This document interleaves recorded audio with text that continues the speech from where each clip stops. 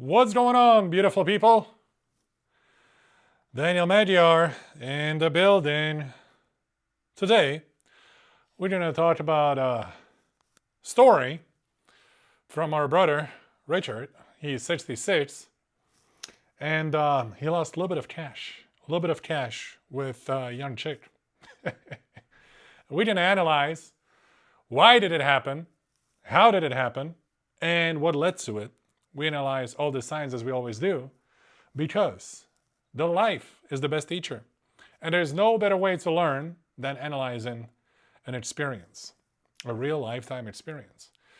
So before I start, you guys can find my services at theemprotrainer.com.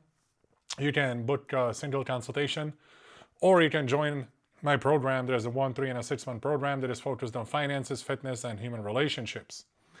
Also, if you're looking for the beef, that's a really high quality, grass-fed, grass-finished, no antibiotics, no steroids, from Utah and Texas, American raised, you can go to dmbeef.com and place your order. Also, if you want to know my weight loss methods, I published a book called Weight Loss Without Plateau, and you can find it, of course, on Amazon. I explain details about human metabolism and how I approach weight loss methods. All right, so we got the basics. Now, let's get to today's story. My name is Richard. I am 66 years old, and this is my confession. If you had told me 5 years ago that I would fly halfway around the world and lose $320,000 because of a woman less than half my age, I would have laughed. I considered myself careful, rational, conservative with money. Right, that's all before the emotions are involved. When the emotions are there, men turn stupid. Absolutely stupid. Especially if you're not experienced. I had built a small logistic company from nothing, raised a daughter, paid off a mortgage. I was not the sort of a man who did reckless things. Then I retired. The first months after retirement were quiet in an uncomfortable way. I woke without an alarm, made coffee, read the news, walked around the neighborhood. The days blurred together. My phone did not ring much. My ex-wife had remarried years earlier, and my daughter lived 2 states away with her own family and her own life. I saw them occasionally, but mostly I spent my time alone. One evening, after a second glass of wine, I opened my laptop and typed, "Best places at the world to retire." Article after article showed beaches, smiling couples, palm trees. Thailand appeared again and again. Warm climate, low cost of living, friendly people. I started watching videos of street markets and temples in Bangkok, and for the first time in months, I felt a flicker of excitement. The idea grew quietly in the back of my mind. A trip, just a trip. 2 weeks in Thailand, a small reward for 40 years of work. I booked a ticket at midnight, the blue glow of the screen painting the walls of my kitchen. Los Angeles to Bangkok, 1 stop in Taipei. Departure in 6 weeks. I remember my hand shaking slightly as I clicked confirm. It felt like stepping off a ledge in the dark. Those 6 weeks were filled with small preparations, visiting the travel clinic for shots, buying lightweight clothes, reading about culture, etiquettes, etc. What I did not prepare for was loneliness. I had not dated since the late 1990s. Oh, shit. That's a really vulnerable position for a man. Like, you gotta understand, if you don't date regularly, you get out of game. And you become very naive. Like, you believe in love. Like, actually, that a 20-year-old chick's gonna love you. Because you're not experienced. So if you're this lonely, you're very vulnerable. And this inexperienced. 90s. That's like, it's like 35 years ago, 36. It's since forever, okay? There's just absolutely no way you can live like this, lonely, not dating any opposite sex. It just doesn't work. Because, yeah, you're not going to be able to handle human interactions. If you find a woman who's designed for survival, which most of the Thai girls are, especially when it comes to foreigners, you won't be able to defend yourself because you'll naively believe that everything's for her future and she loves you. Dating apps might as well have been another language. I told myself the trip was about the food and sightseeing, nothing more. Still, there was a quiet wish that I did not say out loud, that I might meet someone, not necessarily fall in love, just meet someone who would look at me and see more than Asian man with thinning hair and tired back. The day of the flight, I arrived at LAX far too early. I watched families check in together, young couples in matching hoodies, groups of backpackers. The agent at the counter glanced at my passport and said cheerfully, "First time to Thailand?" "Yes," I said, clear in my throat. "First time to Asia, actually." "Nice. You'll love it. Amazing food." He did not know it, but that simple word, "you'll love it," lodged into my chest. I wanted to love something again. On the plane, I occupied a window seat. Next to me sat a college student who spent most of the flight watching movies. I tried to read, but my mind wandered. I rehearsed basic phrases in Thai I had found online. "Sawasdee Krup," I murmured under my breath. "Krup Krup Kamp," whatever that is. I'm not sure if I'm saying it right. I imagined ordering food, asking for directions, maybe chatting with someone at the cafe. Each scenario ended the same way, with me stumbling over the words, embarrassed. 17 hours later, exhausted and jet-lagged, I stepped into the humidity of Sawanarabhumi Airport. The air felt thick and warm, scented faintly with something sweet and unfamiliar. A driver holding a small sign with my name drove me into the city. Skyscrapers rose above the tangle of wires, and bikes and cars and tuk-tuks move in choreographed chaos. I know exactly what you mean. What's going on, people? Welcome to my live stream. I know exactly what you mean because I used to live in Bali, and like you said, choreographed chaos, I know exactly what you mean. I rode in that chaos myself. I rented a scooter. For the first couple times I was freaked out. After that, it became very, very natural. I was pulled over every single time by cops because they were trying to get tickets, bribes, 200,000 rupiah, which was like 20 bucks. And I didn't have international license. So what I learned is, I used to get pulled over all the time. And when I pulled over, the cop was barely speaking English. He's just, some poor guy from a village. And he's asking me for a 200,000 rupiah for not having an international license. And for the first time, I paid him.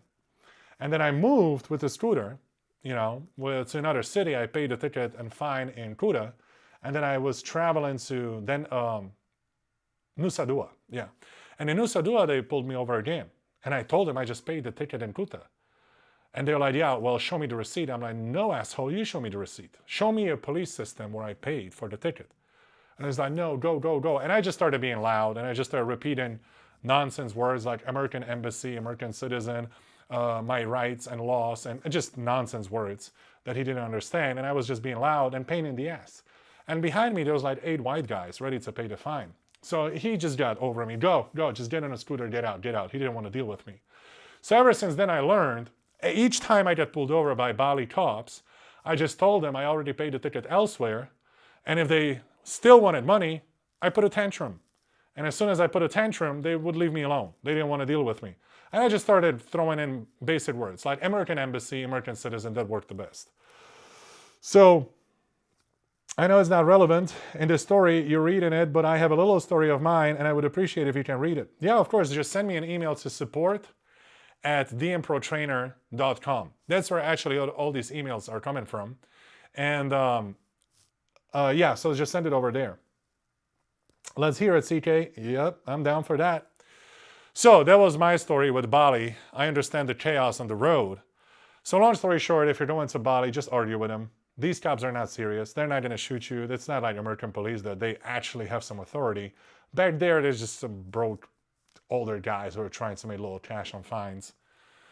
In my hotel room, I lay on the bed and listened to the muffled sound of traffic and distant music.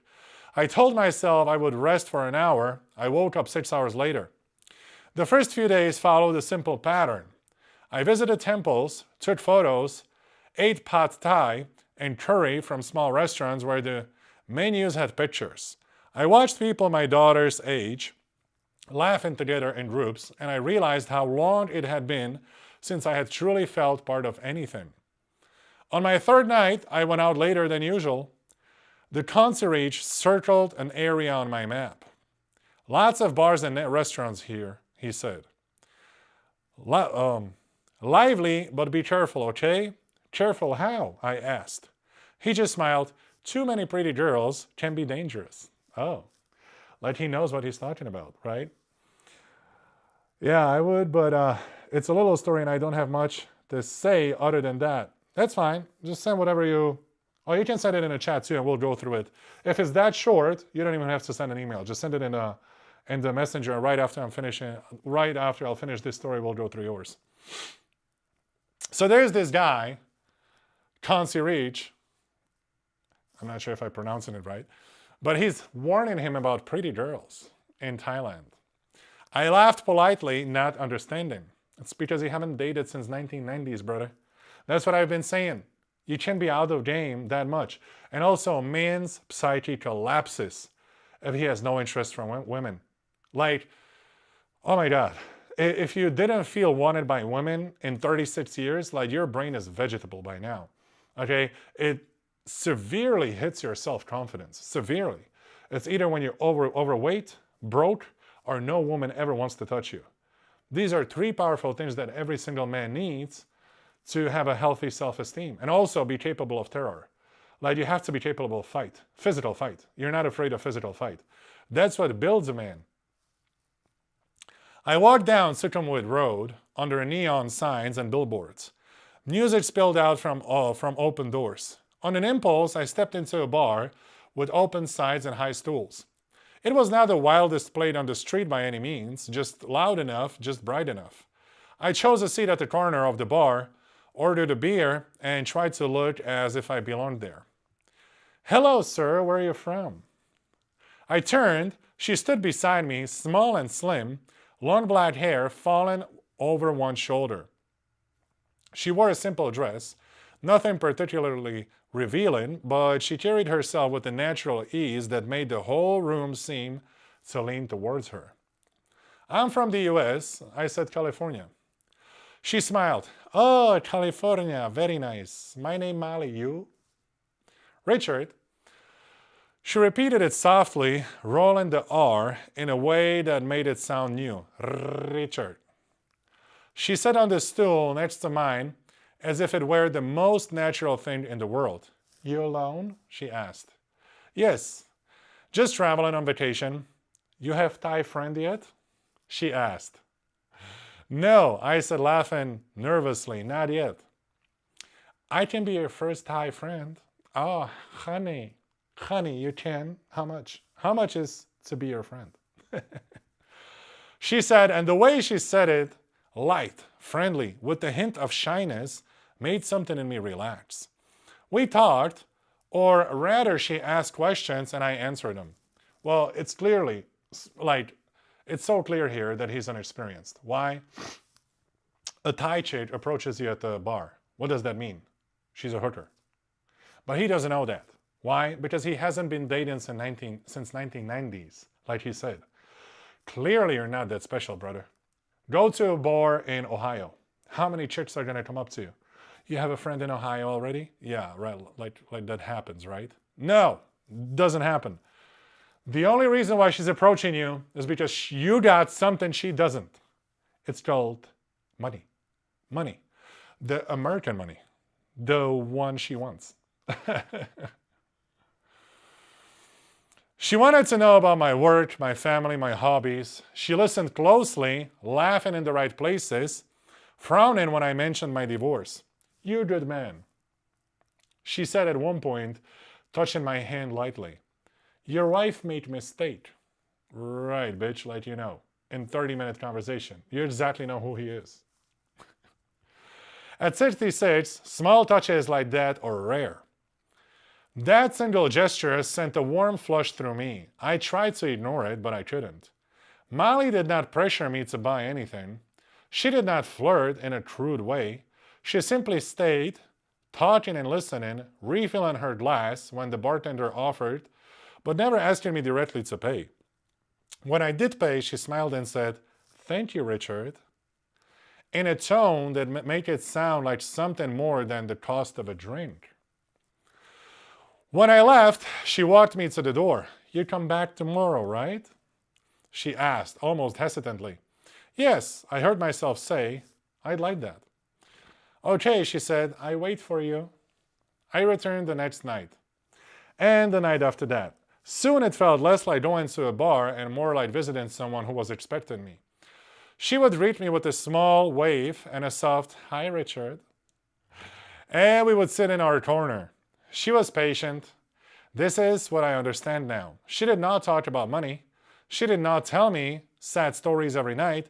Instead, she built something: familiarity, comfort, a sense of routine. She learned my habits and fears. She learned that I hated being alone. On the fifth night, she said, "We just somewhere quiet, too loud here." Look at her. Look at her. Will you react to it in an Instagram reel? No, right here in a live stream. So what she's doing right now is she's building a sense of comfort, trust, emotional connection, and she just wants him to feel comfortable next to her. Remember, a woman who is designed for survival, a real one, who can scam men for hundreds of thousands of dollars. They never pressure men for money in the beginning, ever, ever, ever. They know there's no emotional connection. They know a man will flee the scene before he is financially active. These women know that a man must be emotionally vulnerable, lonely, and that's when she strikes. She goes, she offers love, help, support, the touch, smile, blowjob here and there. Preferably not if she doesn't have to, but she'll do it if she has to. She'll sleep with you, but she'll turn her head to the side. "Oh my God, just finish up, I gotta go." That's her attitude. She'll pretend like it's not. She'll pretend like she'll love every single minute with you. "Oh my God, Richard, I love you. I never have felt something like this." And since Richard hasn't been dating for 36 years, he'll believe it. That's the problem. So now she asked him, "You want to go somewhere quiet?" Maybe, touching her hair in a ponytail. You know what I mean. "Sure," I said. "Where?" "Coffee shop near here," she said. "We can talk." The coffee shop was small and dimly lit. We sat at the table by the window. She stirred sugar into her coffee, then looked at me with an expression I had not seen before. "You never want a woman who puts sugar in her coffee." "Hell no." Carnivore, brother. Carnivore woman. "Can I ask you something personal?" she said. "Of course." "Why you travel alone? No girlfriend? No wife?" The question made me uncomfortable, but her tone was gentle, not mocking. "I was married a long time ago, and it ended. I focused on work after that. I guess I never really got back into dating." She nodded slowly, and if each word were a clue. In my voice, most of the time, yes. She reached across the table and touched my hand. "Everyone feels lonely sometimes," she said, "even me." What is she doing? Making a connection through something they have in common. You're lonely, I'm lonely. I'm lonely too, Richard, even though I sucked 3 dicks yesterday, but I'm still lonely. I look at her, young, beautiful, surrounded by people in her world. I tried to imagine her lonely. It was easier to imagine myself being someone who could fix that loneliness for her. Days turned into a week. We messaged on a chat app when I wasn't at the bar. She sent photos of her lunch, of the sky, of her neighborhood, little glimpses into a life I did not fully understand but wanted to. Then one night she arrived late, eyes red and puffy. She sat down heavily beside me. "Molly, are you okay?" She hesitated, wiped her eyes, and tried to smile. "Yeah, I'm fine. I don't want to bother you." "You're not bothering me. Tell me, honey." She looked down at her hands. "My mother. She is sick. Hospital says she needs operation. If she not do, Maybe she die. Oh, honey. So your mother is about to die. You mean the one who's been healthy for the past 60 years and never been to a doctor? That mother? I'm sorry, I said. Is there anything I can do? She shook her head. No, no, no, it's my problem. I just, no one to talk to. She swallowed. Hospital asked for money. My family, we don't have enough. How much do you need? She looked at me, eyes shining. Too much, I don't want to say. Tell me, he said. About $5,000. We have some, but not all. I tried to borrow, but no one gave. She paused, then quickly added, please, I do not ask you for help. I know it is big money. She did not ask. That was the part of calculation. She let me ask myself. There you go. You finally see it now. She made you the hero of the story. She made you come out and say, hey, I'm going to fix it. Don't worry. As long as I am present, nobody's getting hurt. I'm going to save your mom. I'm going to save your family. I am the hero of the story. That's what every man wants to be. She knows how to play the game. She knows how to trigger the right emotions in men so she gets the outcome she wants. The outcome is to get the money. Now she just makes you want to feel like you're saving the family. Like this poor little Thai girl who is so innocent. This little angel who has been beat up by the world needs to be protected by her strong Richard from California. That's what she's going to make you feel like. And then you invest the money. She's like, you got $320K. You can give her $5K to save her. You see what I mean? That's the game a professional plays. She gets you emotionally involved. She makes you believe that it's all your idea. It's your idea to give her money.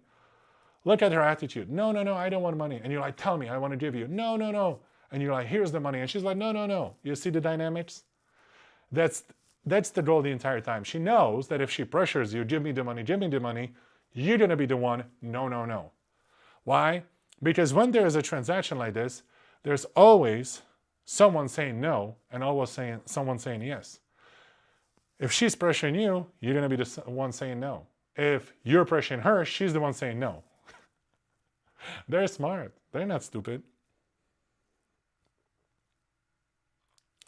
So, I sat there thinking of my own mother, long gone now, thinking of the times I wished I have done more for her. Thinking of the bank balance I know very well. I can help, I said slowly. $5,000, I can manage that. Her eyes widened. No, Richard, I cannot take your money. You just meet me. It's not about that, I said. You're my friend. If your mother needs help, I can help. She covered her mouth with her hand, as if trying to contain a sob. You are too kind. She whispered, I will pay back, I promise. Right, girl. You never had 5,000 of nothing.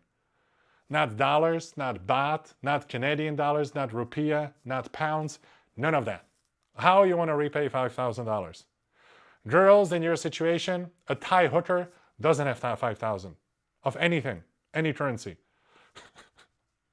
I'm going to repay you. Yeah, right. Okay. She whispered, I will pay back, I promise. When cafe open, I pay back. I did not know anything about any cafe yet, but the promise sounded sincere. The next morning, I went to a bank branch and arranged the transfer. That was the first time I gave her $5,000. Walking back to my hotel, I felt strangely light. Not because I had spent money, but because I had done something meaningful for someone I cared about. That's called the professional. That is called being manipulated by the professional, where you're scammed and at the same time you feel great about it. You feel proud of yourself, like you saved somebody. That's a professional scam. Amateur scam will get you upset. My chest was warm with a blend of pride and something that felt like a hope. That night, she hugged me when she saw me. My mother can have operation now, she said. You saved her life, I will never forget. And I believed her. Listen, brother, you paid $5,000 to a hooker and she hasn't even put out. That's the reality. Like you could have prepaid her and all of her friends for the whole year with that kind of money. That's pretty much reality of what happened. You gave her 5K and you got a hug. A week later, my vacation ended. At the airport, she came to say goodbye. She stood with me near security, her hand in mine. You come back? She asked softly. Yes, I said, if you want me to. I wait for you. She whispered, tears in her eyes. I promise. On the plane home, my phone buzzed with her messages. Photos of her mother smiling weakly, thanking me. Yeah, her mother was healthy the whole time. I did not question whether the photos were real. I wanted them to be. And that's the danger zone. A man will start building his own fantasy that has nothing to do with the reality, but believing the fantasy is more beautiful than opening eyes to the reality. Are the new Paraforce bands not layered? Not sure, brother. You gotta ask John. I have some, but I don't know if they're layered or not. Back in California, my days regained their quiet shape. But now there was a bright thread woven through them. Molly, we messaged constantly. She called me my Richard, my gentleman. She would sometimes send voice messages right before I went to sleep saying, "Good night, I dream of you." I started to imagine a future in which I spent part of each year in Thailand, maybe even more, permanently. I researched visas, costs, apartments, healthcare options. The idea took root. A late life, new beginning with a woman who actually wanted me.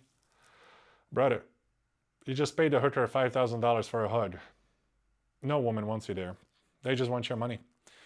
2 months later, the second request came. It began with a video call. Her face looked drawn, shadows under her eyes. Molly, what's wrong? She hesitated. I don't want to tell you. You already helped too much. Listen, now look what she's doing again. She's making him, being on the side, yes, yes, yes, and her on the side, no, no, no. She brings up the idea, then she pulls back. I'm so sad. What's wrong? Nothing, nothing. It has nothing to do with you. You already helped my family too much. I can help more. I can prove myself I can help more. I will show you the man I am. I will show you how much I can protect. I will show you how strong I am. That's how she wants him to feel.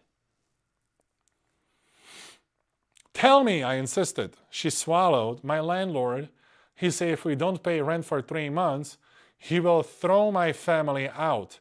My mother still cannot work after operation. I sent money for hospital. Now I have no savings. My father died when I was young. It's just me and my mother and sister. How much do you owe? I asked, already afraid of the answer. About $12,000. Yeah, right. Yeah, right. Show me a Thai chick that owes $12K for the rent. 12,000 baht, not dollars. Come on, dude. These numbers are insane. Insane. These people don't have access to thousands of dollars. Not in incomes, not in debts. Nothing. Tens to maximum of hundreds of dollars. This is their life. I lived in Bali, I'm telling you. These people operate their lives in tens, maximum to hundreds of dollars. Rarely a grand here and there. These people don't get to 12K of anything. They don't have access to money like America. America is one of the few places where you can get yourself 25K in debt on credit cards while being a server somewhere. In my country, no. No bank is going to give you 25K limit for nothing. You know, so she's using her American mindset where she's using American numbers. If an American girl tells you she owes 12K, it makes sense. Thai girl, 12 bucks at the most. I tried to borrow, but nobody trusts me. They think I am bar girl only. They don't know I am good person. A tear slid down her cheek. I am so ashamed to even tell you. They're not. She did not say, can you send me money? She did not have to. I stared at her on the screen, at the small apartment wall behind her, at the worn curtain partially visible in the frame. I thought of my own comfortable house paid off years earlier. Good job. It's not your problem to fix other people. Okay? You've done a good job. You paid off your house. Now let her take care of her own shit. It's not your responsibility to fix her family. Like, you don't even know her. She's a hooker who hugged you. That's all that really happened. I thought of my pension, my savings. I can help. I said, my voice thick. I'll cover it. No, Richard, this is too much, she said. You already saved my mother. I cannot ask you. You're not asking, I'm offering. She covered her face with her hand and sobbed. I don't deserve you. She said between breaths, I will pay everything back when I have business, I promise.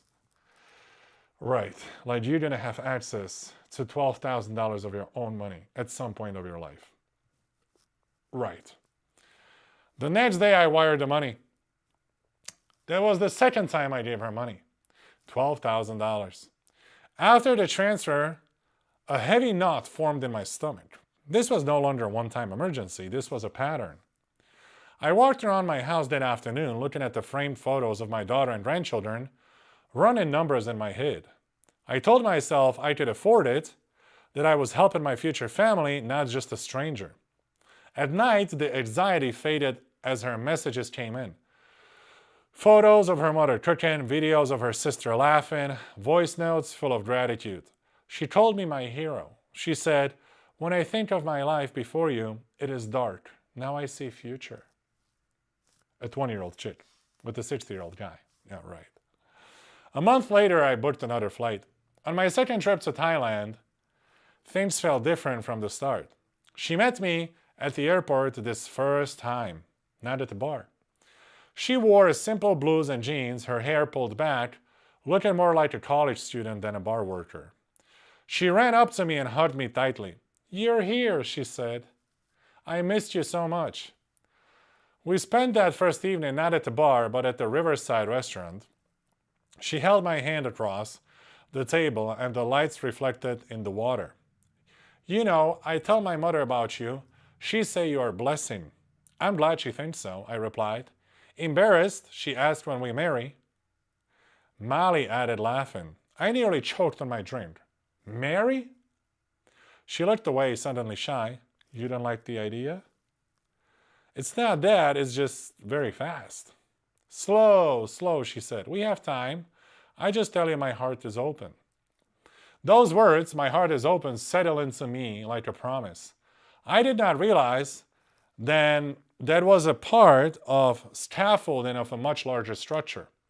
During that trip, she introduced me to two women she called her cousins.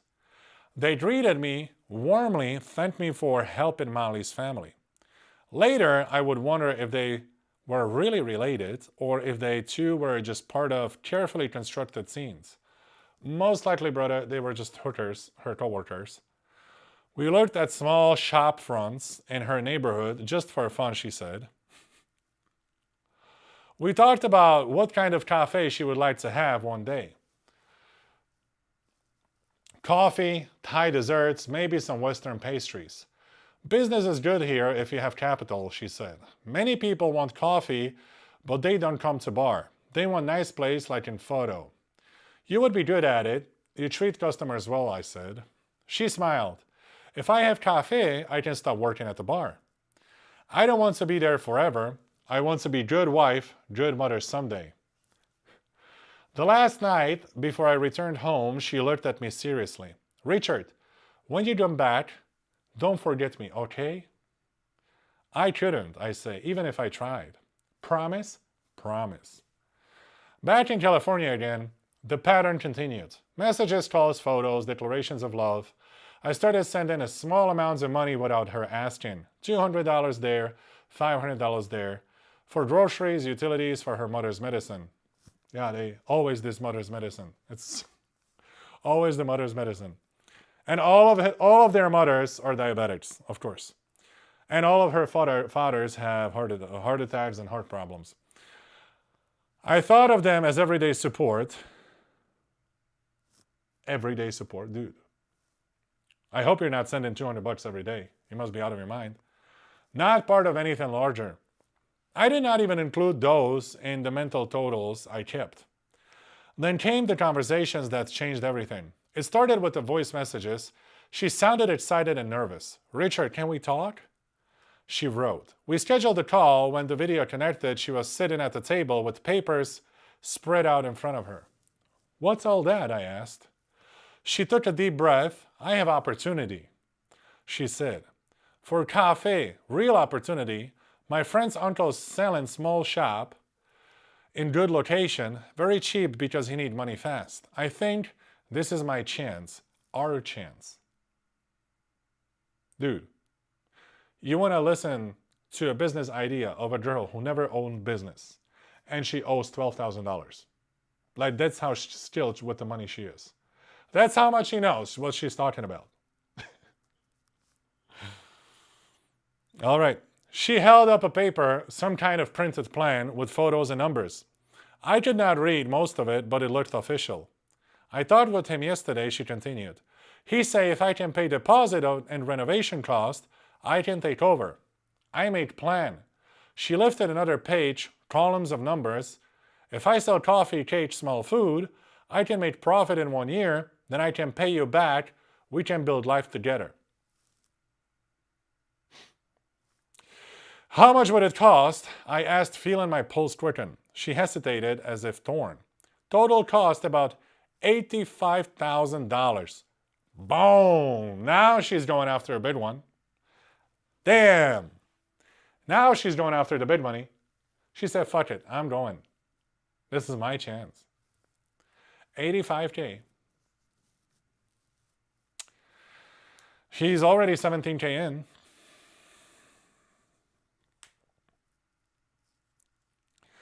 It is big money, I know. I tried to think how to get loan, but bank don't trust me. If I have foreign partner, it may be easier, but I don't want to ask you. You already do so much. I stared at the screen, at the photos of a small shop, at the fake-looking but plausible charts. "It's a lot of money," I said. "I know," she replied quickly. "Please don't feel pressure. I just want to share my dream with you. If you cannot help, I still love you. We'll still have future.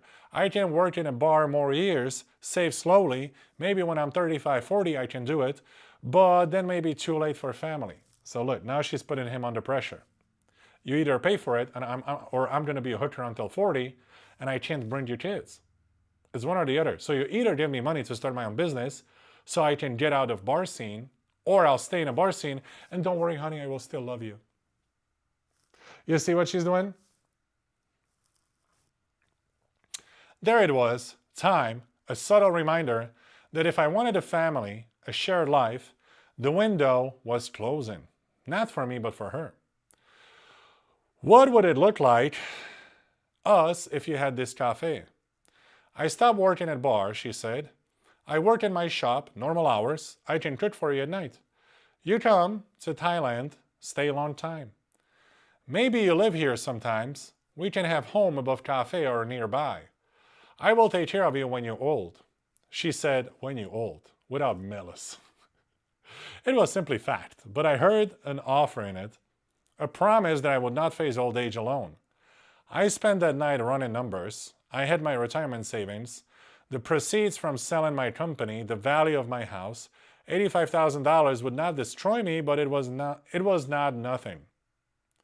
I thought of market fluctuations, healthcare costs. I thought of my daughter and grandchildren. Then I thought of the empty evenings, the way the household echoed, the way my hands fumbled slightly when I tried to cook for one person. That's what I'm telling you. It is a dangerous spot for the man when he cannot live alone. You always got to be ready to walk this life alone. And you got to date women. When you walk your life alone on your own mission, you still date women. You go out with women, you seduce them, you date them. You always support basic needs of a man. You got to have attraction and interest from women. You got to be able to physically fight. You got to have money. You got to have mission. Okay? So you still do all of these things even when you walk alone. It's just you're not in a relationship. So, yeah, it's tough when this dude is just so lonely. I thought of Molly's voice, her laugh, the way she had looked at me across the river in Bangkok. The next day I told her, Molly, I will invest in your cafe. She covered her mouth with both hands, tears spilling out. Are you sure? Yes, I said, we can set it up properly. We'll make it a business. I'll send the money in stages and we'll keep the records. I will make you proud, she said. I promise. A week later, the transfer was done, $85,000. When I saw the confirmation on my screen, my heart pounded. It was the largest sum of money I have ever moved for a personal reason.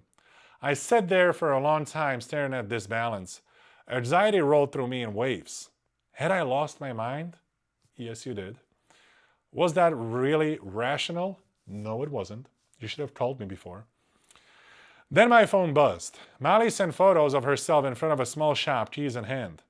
Short videos of walls being painted, counters being measured, receipts for a while the anxiety retreated. She sent menu ideas, logo designs. She asked my opinions on everything. I want you to feel this is our business, she said, not only mine. She sent sketches of upstairs, rooms we might live in someday. If you want, I don't force.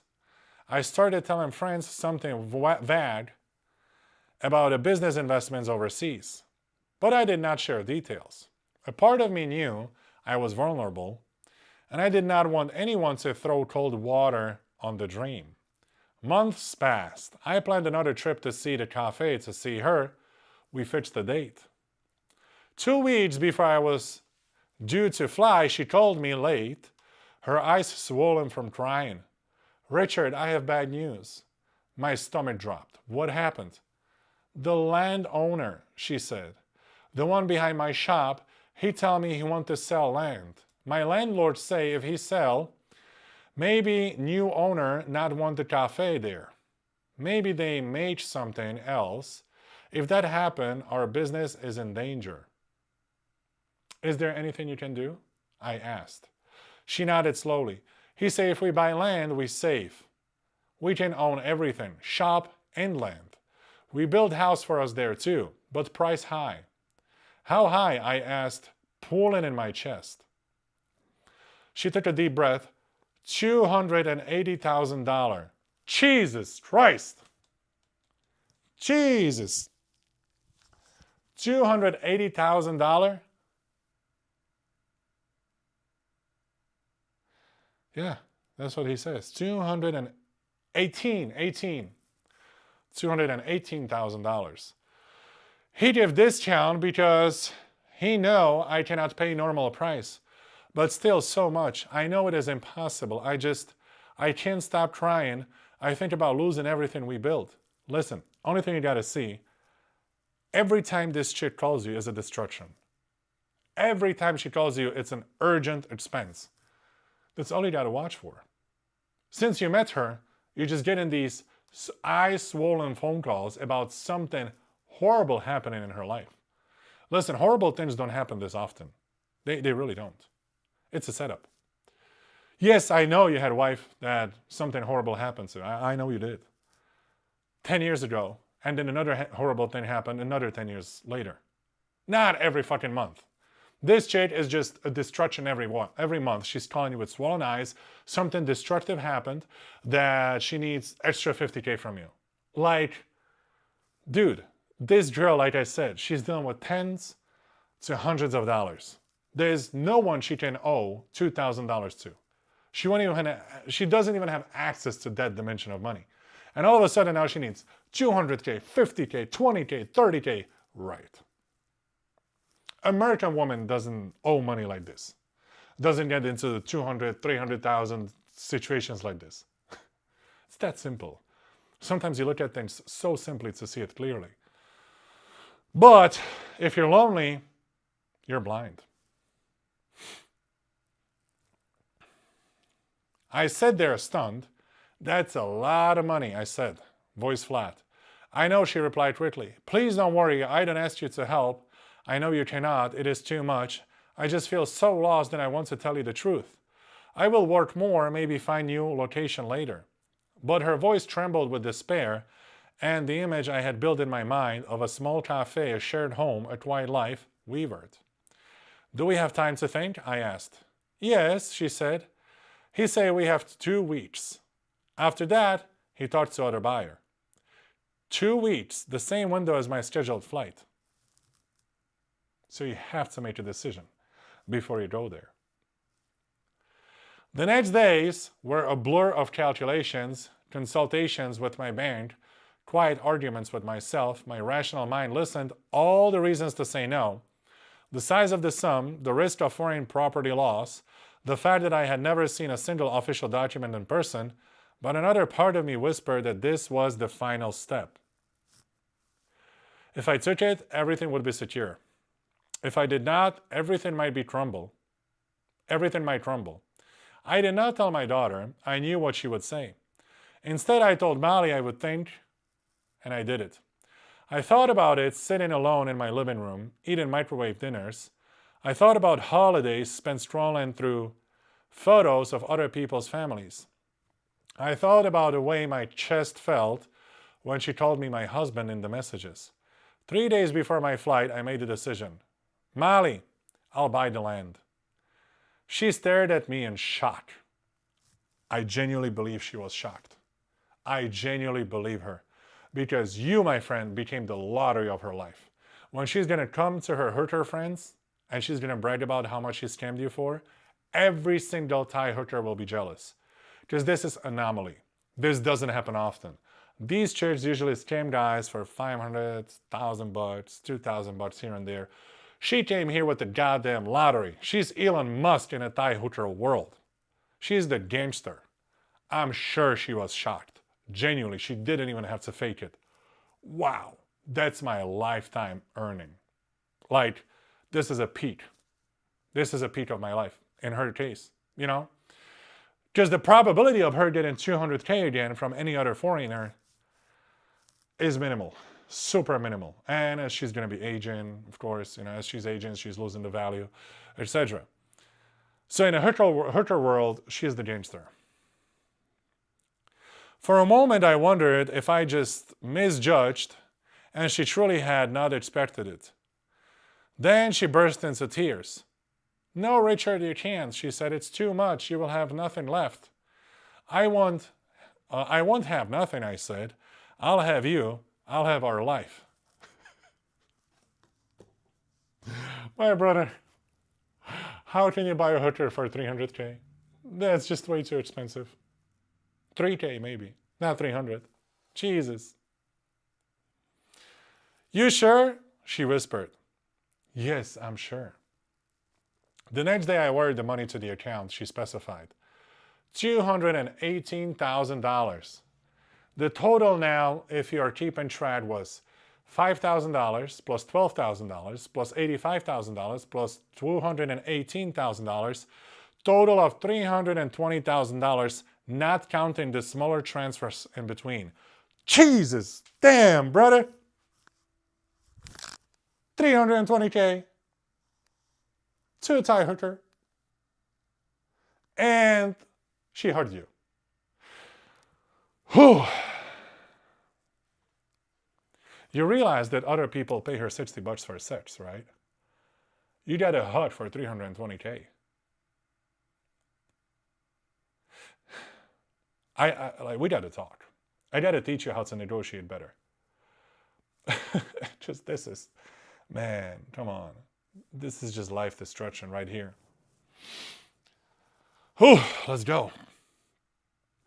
When the bank clerk asked me if I understood the risks, I nodded numbly. My hands were cold. Walking out of the branch, I felt dizzy. This was no longer a generous gesture or a bold investment. This was a leap without a net. A part of me screamed that it was madness, and another part whispered that it was the only way to secure the love I had been given. No! You never pay for love. You don't have to pay for love at all. See you later, brother. Enjoy your day. You never pay for love. No love requires you to pay 320K at all. Okay? On the flight back to Bangkok, I could not sleep. I imagined seeing the land, the cafe, signing papers, planning furniture. I also imagined worst case scenarios, but I pushed them away. When I landed, I turned my phone on. No messages from Molly. That was unusual. Normally, she would send a welcome back to Thailand note before I even left the airport. I sent her a message, just landed, can't wait to see you. No reply. I told myself she was sleeping. I went through immigration, collected my bag, walked to the taxi stand. I tried calling. The line went straight to a recorded message in Thai. It's a hotel. I tried again. Still nothing. I messaged her on every app we used. Are you okay? Did something happen? Please call me. I'm worried. Silence. The next morning, still no response. The knot in my stomach tightened into something sharp. I went to the bar where we first met, even though she had told me she no longer worked there. A different woman greeted me. When I asked about Molly, she frowned, shook her head. No Molly here, she said. Before, maybe. Now, long time no see. How long? I asked. She thought for a moment. Maybe 2-3 months, she said. My mind reeled. Molly had told me she still stopped by occasionally, even after focusing on the cafe. I left the bar and took a taxi to the address she had once shown me for her family home. A narrow alley, a row of houses, none of them familiar. Neighbors shook their heads. No one recognized her photo. In desperation, I went to the location she had sent at the cafe site. It was a metal gated, closed, and locked. A for rent sign hung crookedly at the front door. No renovation work, no counters, no painted walls. Boom. Ugh. I mean, this is where a man usually commits suicide. Whoa. Oh. That's why I keep making these live streams, guys. Like, literally, some man commits suicide in these cases. Because this is the grand finale, when he realizes none of it was real. None of it. 320K, his lifetime savings, gone. Just camped. And he got one hug. I tried calling her again, hands trembling, the same recorded message. I checked our chat history. Her profile picture was gone. My last messages remained unread. In the days that followed, I visited the bank where some of the transfers had gone. I begged for information. They shook their heads. Cited privacy laws. I asked the hotel staff for help. One of them, looking uncomfortable, finally said, "Sir, maybe she's not honest with you." The words hit me like a physical blow. Back in my room, I sit on the edge of the bed and open my banking app. I scroll through the transfers. 5, 12, 85K, and 280K, plus the smaller amounts sprinkled in between, like breadcrumbs, marking the path of my own drillability. $320,000. I wanted desperately to believe there was another explanation. Maybe her phone had been stolen. Maybe she was in an accident. Maybe she would walk through the door at any moment, crying, apologizing for the silence. She never did. That's why I keep telling you, you never, ever put trust and money together in the same sentence. You don't. It doesn't work like that with humans. I know you would like to, but humans are intelligent, sophisticated animals.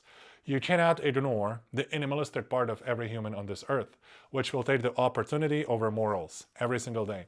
If it comes to survival and a human has to break the morals to survive, they will do it all the time.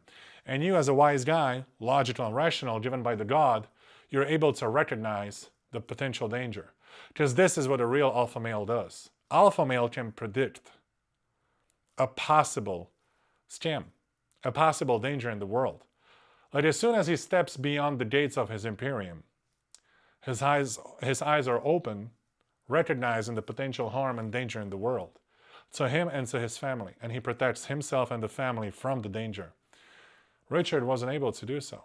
He fell for love. He still believes in love like it's described in the movies. It doesn't work like that with humans. The realization came not as a single snap, but as a slow collapse. The scenes replayed in my mind, her tears, her touches, her promises. I saw now the pattern I had missed then. How she had been patient at first, learning my weaknesses. How she had introduced money slowly, always tied to family, to illness, to home. How she had carefully mixed love and need so that I could not easily separate them. After the first 5K, I felt noble and needed. After the 12K, I had felt anxious, but still sure I was doing the right thing. After the 85K, I felt terrible and exhilarated, certain we were building a shared future. After the 218K, I felt emptied out, committed beyond return, clinging to the belief that it would be all worth it. Now in that hotel room, I feel something harder to name. Not shame or anger, though there was plenty of both. I felt grief for the money, yes, but more than that, for the illusion that had wrapped itself around my days like a warm blanket. Grief for a relationship that had never really existed outside my own hope. I reported what I could to the local police. Yeah, they're not going to do anything. They took notes, nodded, made sympathetic noises. I could see in their eyes that this was not a new story to them. An older foreigner, a younger woman, promises transfers disappearance. A pattern as old as the world, just updated with bank apps and messaging platforms. Back home, I had faced my daughter. She came over once, bringing the grandchildren. We sat at the kitchen table after the kids went to bed. I told her everything, the flights, cafe, land, numbers. At first, she just stared at me with wide eyes. Then her face crumbled. Dad, how could you not tell me? Because I knew what she would say, and I didn't want to hear it. We could have figured something out. You didn't have to do this alone. You're not alone. I felt alone for a long time, I said. We sat in silence for a while. Do you still love her? Well, like that matters. Jesus Christ. That doesn't matter. I thought about that. I loved who I thought she was. I don't know who she really is. So what now? She asked.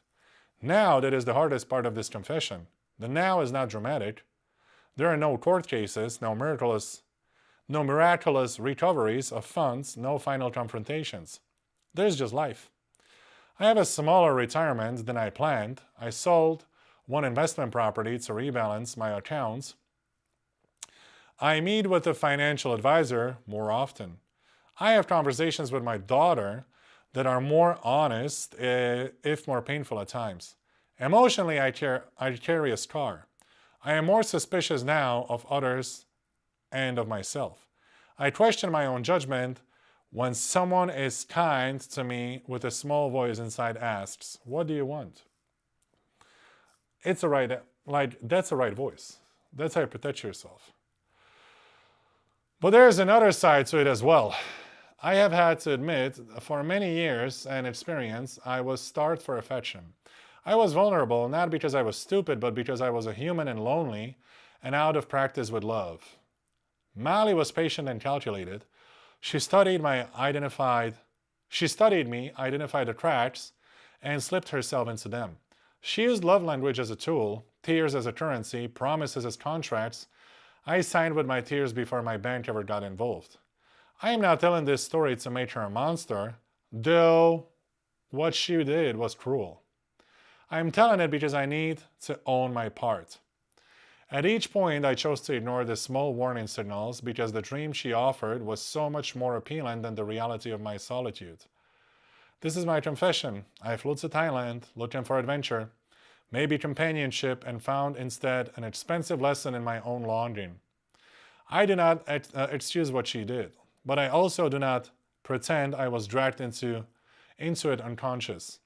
I walked each step, eyes half closed, preferring the softness of illusion to the harshness of doubt. That was my story. Again, Richard 66. Damn! That was a lot of money lost. And this is what loneliness is going to do to you. Even if you're single, keep dating. Keep playing the game so you don't get out of it. You're aware. You can spot potential danger. If you're 66, then a 22-year-old chick or a 24-year-old chick is approaching you. She's approaching you for one reason. You got something she doesn't. It's called the money, the American money. That's what she's after. All right. So don't fall in love blindly. You can date Thai girls. Why not? Just don't give them money. That's how simple it is. Protect yourself. Be wise, logical, rational. Don't fall for future beliefs, and don't build the foundation. Don't build the future of your life on a foundation of emotions, like emotion of love. Emotions are unstable. They can change. And there's a lot of people who will take advantage of your emotions. Be careful of that. That was it for today's email. Beautiful people, please hit like and subscribe on my channel. And I'll see you tomorrow.